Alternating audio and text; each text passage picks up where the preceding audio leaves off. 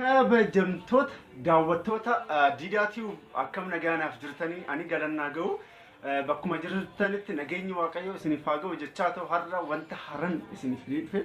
Wanti haran kun maalidha? Akkamitti yookaan immoo nu hunduu akkamitti birrii morma keenyaa kana jechuudha. Birrii morma keenyaa kana akkamitti manatti qulqulleessina? Akkuma beektan nu hunduu yeroo ammaa kana birrii morma keenya yoo xuraa'e kara qulqulleessituutti kara mana warqii yookaan immoo kara mana birrii itti gurguramutti isaantu qulqulleessa waan ta'eef nu hunduu tooftaa kana itti fayyadamuu qabna. Isin hunduu manatti tooftaa kana isinittan himaa ammaan booda isin hunduu manatti fayyadamuu qabdan jechuudha.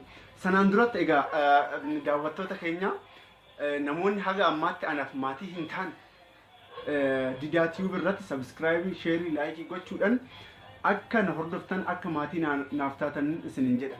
Egaa kabajamtoota keenya subscribe gochuun, share, like gochuun anaaf na fayyada waan ta'eef isin hunduu akka na gargaartanii akka na waliin bohaartanis hin jaa kara birrii akkamitti itti qulqulleessina isa kana karasitti dabarraa mee na waliin na hordofaa.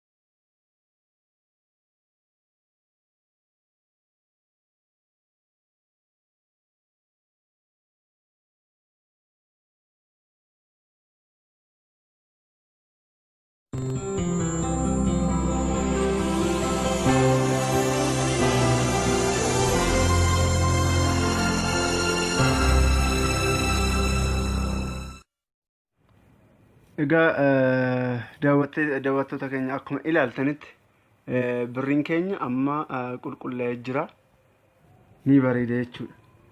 Egaa isin hunduu tooftaa kana itti fayyadamuu qabdan. Amma loomiidhaan amma daaraa ibiddaatiin amma qulqulleessitan sooftiidhaan yoo qulqulleessitan akka hatattamaan ni qulqullaa'a jechuudha. Isin hunduu tooftaa kana fayyadamaa.